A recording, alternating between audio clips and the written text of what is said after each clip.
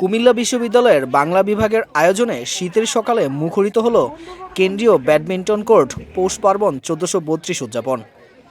উৎসবে দেখা যাচ্ছে গ্রাম বাংলার নানা রকম দেশীয় পিঠার সমাহার, মালপোয়া, পাটিসাপটা, পায়েস সহ অজস্র সুস্বাদু পদ।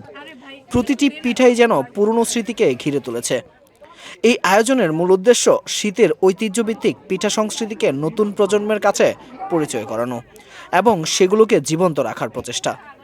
হাতে তৈরি পিঠার প্রতিটি ধাপ মেখে বানানো, ভাজা এবং পরিবেশন, উৎসবের রূপকথার মতো দৃশ্যগুলো প্রাঙ্গণকে ভরে দিয়েছে।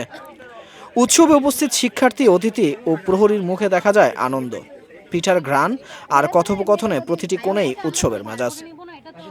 দিনব্যাপী পিঠা উৎসবের পরে সন্ধ্যায় বাঙালিয়ানা গানের আড্ডা অনুষ্ঠিত হবে, যেখানে সঙ্গীত ও সংস্কৃতির মিশ্রণে উদযাপন আরও প্রাণবন্ত হবে। বাংলা বিভাগের এই আয়োজন কুবিতে বাঙালির ঐতিহ্যকে নতুন প্রজন্মের সামনে তুলে ধরেছে। হাসিন আরমান, কুমিল্লা বিশ্ববিদ্যালয়ের প্রতিনিধি, জুম বাংলা।